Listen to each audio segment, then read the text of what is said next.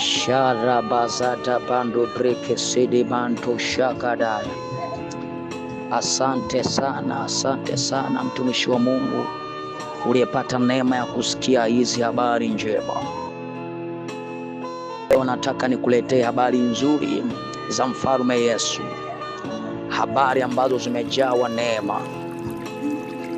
Nataka nikuletee somo moja linasema moyo wa kumwabudu Mungu. Tuzungumzie habari ya moyo wa kumwabudu Mungu. Tunafahamu ya kwamba mwanadamu alitengenezwa kwa lengo la kumwabudu Mungu. Tunafahamu na wewe unafahamu ya kwamba wewe unaenda kanisani kuabudu. Lakini nataka nikwambie, sio kila anaenda kanisani ameenda kuabudu. Sio kila anaenda msikitini ameenda kuabudu. Lakini Mungu anautafuta moyo wa kuabudu. Na hili ndilo somo letu la leo. Kitabu cha Yohana sura ya 4 mstari wa 4, Biblia inasema, naye alikuwa hana budi kupita katikati ya Samaria. Basi akafika kunako mji wa Samaria uitwao Sikari, karibu na lile shamba ambalo Yakobo alimpa Yusufu mwanaye. Na hapo palikuwa na kisima cha Yakobo. Basi Yesu, kwa sababu amechoka kwa safari yake, akaketi vivi hivi kisimani. Nayo ilikuwa yapata saa 6. Akaja mwanamke Msamaria kuteka maji. Yesu akamwambia, nipe maji ninywe, kwa maana wanafunzi wake wamekwenda mjini kununua chakula. Basi yule mwanamke Msamaria akamwambia, imekuwaje Myahudi kutaka maji kwangu, nami ni mwanamke Msamaria? Maana Wayahudi hawachangamani na Wasamaria.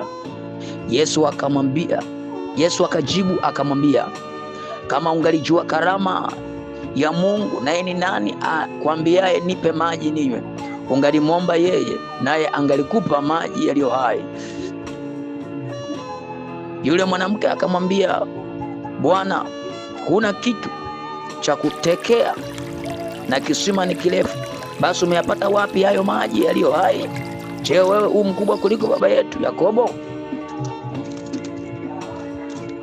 aliyetupa kisima hiki, naye mwenyewe akanywa maji yake na wanawe pia na wanyama wake? Yesu akajibu akamwambia, kila anywaye maji haya ataona kiu tena, lakini yeyote atakayekunywa maji yale nitakayompa mimi hataona kiu milele. Bali yale maji nitakayompa yatakuwa ndani yake chemchemi ya maji yakibubujika uzima wa milele.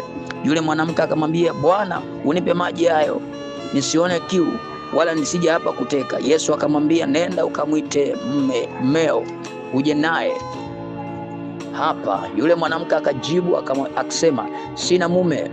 Yesu akamwambia, umesema vema, sina mume, kwa maana umekuwa na wanaume 5, na yule uliye naye sasa siye mume wako. Hapo umesema kweli. Yule mwanamke akamwambia, Bwana, naona ya kuwa unabii.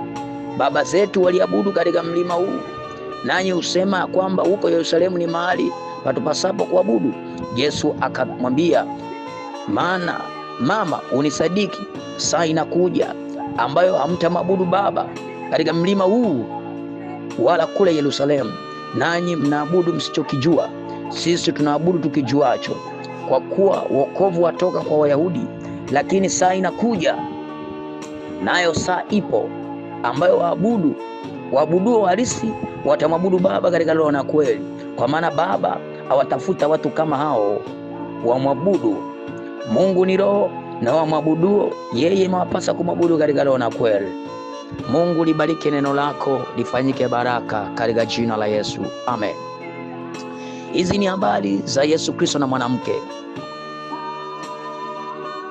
Ndiyo, asante Roho Mtakatifu. Mwanamke huyu alikuwa amezoea kuabudu, amezoea kuteka maji kwenye kisima cha babaye. Amerithishwa mila na desturi za kuabudu, amerithishwa mila na tamaduni kwamba anatakiwa kachote kisima. Ni kama wewe unasikia sauti hii, wazazi wako wamezaliwa Na wewe ulipozaliwa umejikuta uko kwenye mfumo. Wazazi wako wanaenda kanisani pasipo kutambua ya kwamba inakupasa kumwabudu Mungu katika roho na kweli. Umeingia kwenye mfumo wa wazazi wako wanavyoabudu, ili hali haujajengewa msingi wa kuabudu. Nisikilize kwa makini brother, nisikilize kwa makini sister, nisikilize kwa makini mother, nisikilize kwa makini father. Ninazo habari leo ya kwamba kila anayemtafuta Mungu, kila anayemfuata Bwana, kila anayemfuata Yesu, yampasa kumwabudu katika roho na kweli. Shaka sata brakatoria. Huyu mwanamke alikuwa amezoea kuchota maji kwenye kisima, lakini ndani yake alikuwa bado ni mzinzi, alikuwa bado anafanya uasherati, ili hali anachota maji kwenye kisima kile. Ndivyo hivyo, kuna watu wanaenda kanisani, kuna watu wanamuomba Mungu, wamepewa karama nyingi. Yesu anamwambia, ungelijua karama ya Mungu ni nani akuombaye maji, ungelijua kipawa cha Roho Mtakatifu ni nani akuombaye maji, ungelimwomba yeye akupe maji ya uzima. Kuna watu wana vipawa lakini hawajajua kile kipawa na karama ya Yesu. Wana vipawa vya mwili, wana gift, wana talent, lakini hawana ministry. Nataka nikufundisha habari ya huduma. Uko unakaa unasali, uko mashuleni, uko chuo, upo college, upo advance, uko wapi, whatever so and so, lakini moyo wako haujapata ibada ya kumwabudu Mungu katika roho na kweli. Na kuombea neema hii ya kumwabudu Bwana. Biblia inasema saa inakuja, nayo sasa hii karibu, wamwabuduo Baba watamwabudu katika mlima tena, wamwabuduo Baba watamwabudu tena katika majumba, isipokuwa watamwabudu katika roho na kweli. Na kuombea neema ya kuabudu katika roho na kweli. Wengine wapo kanisani, wakija wanaonesha kusimama wiki 2 wiki 3, alafu baadaye unatokea upepo unapiga puu, unapiga puu, ni kama wimbi linakupiga, ni kama wimbi linakupiga. Una struggle, unapambana, hata kwenye kuomba unajikaza, unajitutumua. Wengine mwaka umeanza toka tarehe 1 hata sasa tarehe 19 hawajawahi kuomba, hawajawahi kufunga. Ni kwa sababu walikuwa na mazoea ya kuabudu miaka iliyopita katika mlima ule, katika Yerusalemu. Lakini nikwambia majira ya mwaka 2026 Bwana anawatafuta waabuduo halisi, watamwabudu Baba katika roho na kweli. Naomba wewe katika jina la Yesu, bado haujachelewa kijana, haujachelewa dada, haujachelewa binti, haujachelewa baba, haujachelewa mama. Ipo neema ya kumwabudu Mungu, ipo neema ya kumwabudu Mungu, ipo neema ya kumwabudu Mungu. Ipo hatua mpya kuanza. Unaweza ukaanza na ukaleta matokeo, unaweza ukaanza na ukabadilika, unaweza ukaanza na ukabadilika. Ni kweli unapambana kuachana na hiyo dhambi, ni kweli unapambana ushinde, ni kweli unapambana ushinde, lakini nashindikana ni kwa sababu hujaruhusu kuabudu katika roho na kweli. Nataka nikuombee neema wakati na majira hayo unaposikia sauti hii, ufanyike kuwa mtu anayeabudu katika roho na kweli. Sana mambo karia manda repaka sataka pakatoria. Wamwabudu Bwana, watakamwabudu Bwana, watamwabudu katika roho na kweli. Roho ni yule yule. Biblia inasema siku za mwisho nitamimina roho wangu juu ya watu wote wenye mwili. Yesu anamimina roho. Mabinti watatabiri, vijana wataona maono, wazee wataota ndoto. Hii ni ahadi ya Baba, hii ni ahadi ya Baba, hii ni ahadi ya Baba. Pokea hii ahadi katika jina la Yesu aliye hai. Saa inakuja, nayo sasa ipo, wamwabuduo Baba watamwabudu katika mazoea. Ni kweli unaenda kanisani ili uende ukadance, ni kweli unaenda fellowship ili ukadance, ni kweli unaenda msikitini ili ukasikilize vitu, lakini habari ni njema ni hii hapa. Mungu anawatafuta waabuduo halisi. Mungu anawatafuta waabuduo halisi, watakaomwabudu Baba katika roho na kweli, watakaomwabudu Baba katika roho na kweli, watakaomwabudu Mungu katika roho na kweli, watakaomwabudu Bwana katika roho na kweli. Ni kweli ni mchungaji, ni kweli wewe ni apostle, ni kweli wewe ni nabii, ni kweli wewe ni bishop, ni kweli wewe ni askofu, lakini moyo wako hauna moyo wa kuabudu katika roho na kweli.